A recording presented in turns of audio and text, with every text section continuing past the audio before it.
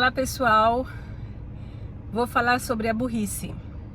Desculpem o meu visual, eu acabei de sair da academia e quando eu faço cardio eu sempre penso melhor. Inclusive é uma boa sugestão, quando a gente está com a mente um pouco confusa, correr, pular corda, subir numa esteira, fazer elíptico, fazer alguma coisa para a cabeça voltar a funcionar. Aqui no meu cabelo tem óleo de rícino, dormi com ele, tá? Não é gordura natural, é a gordura do óleo de rícino, que é fantástico pro cabelo, tá?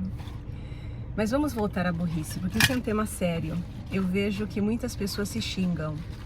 Nunca se xingar, nunca se chamar de burra, isso não existe. Não existe. Porque para tudo tem uma razão muito boa, e eu vou explicar. Tem dois motivos interligados, mas dá para separá-los para a gente entender melhor, para justificar ou melhor explicar a, entre aspas, burrice.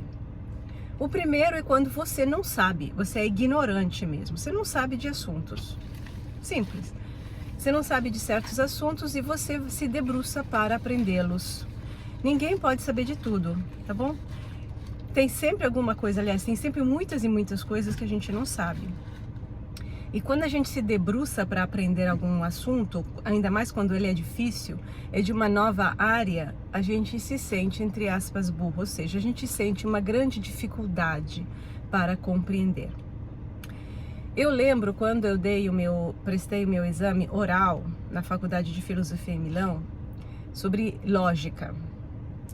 A lógica em filosofia é uma coisa assim, completamente fora daquilo que eu estava acostumada a estudar.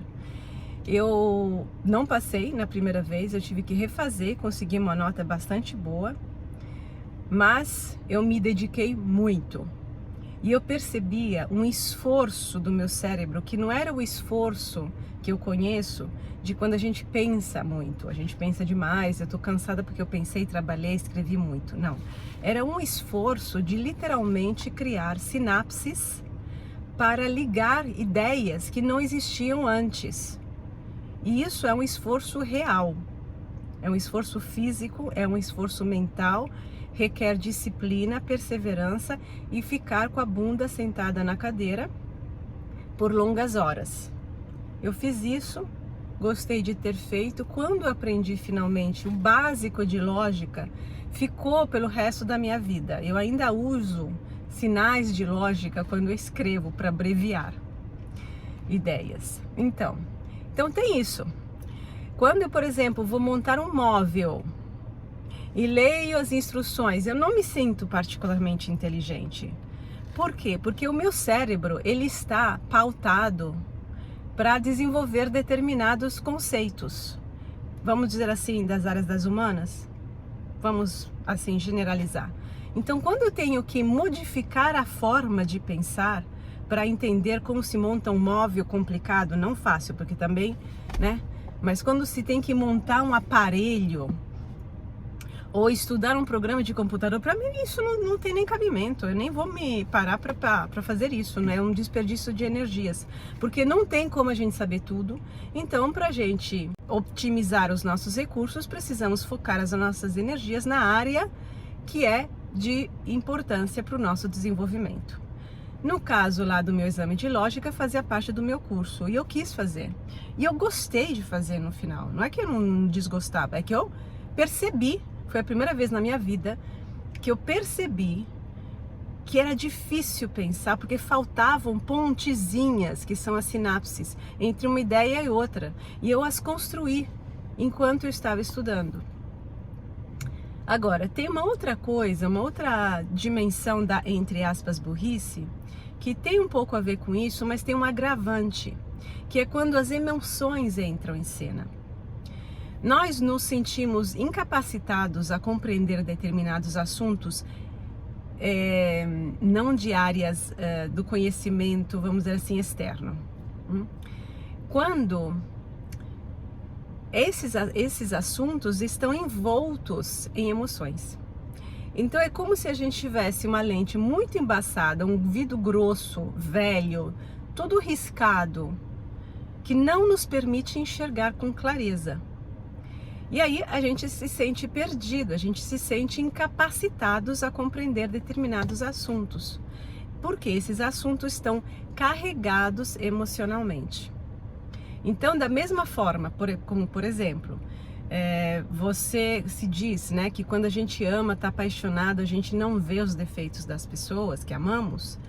Assim, diante dos inúmeros assuntos que representam para nós algum tipo de trauma, conhecido ou desconhecido, nós temos o mesmo tipo de cegueira. E o que acontece com o trauma, o problema, etc? Acontece que a gente tropeça neles durante o nosso dia a dia.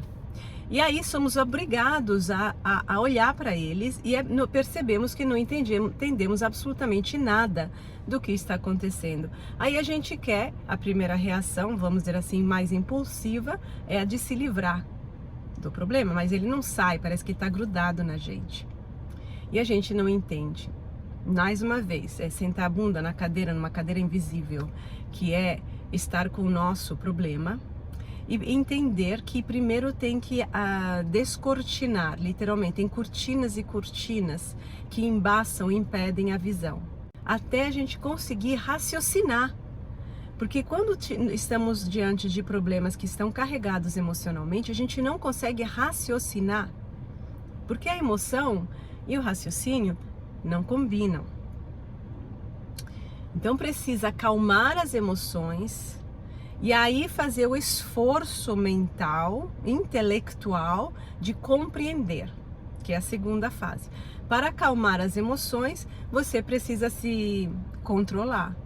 Você precisa ter confiança em você, estar com o problema, ou seja, não fugir, não mudar de assunto dentro do possível, ser honesto com você, que você pode até dar um tempinho, volta, porque as coisas não saem de perto até que elas não forem resolvidas. Não tem como a gente fugir. Não temos como fugir da vida. Por quê? Porque não temos como fugir de nós mesmos. Tem coisas que a gente precisa enfrentar, precisa compreender, e elas não vão sair do nosso caminho até que a gente não as compreenda. Compreender significa integrar, e é um processo tanto intelectual, no sentido de compreensão e produção de conhecimento, como um processo emocional,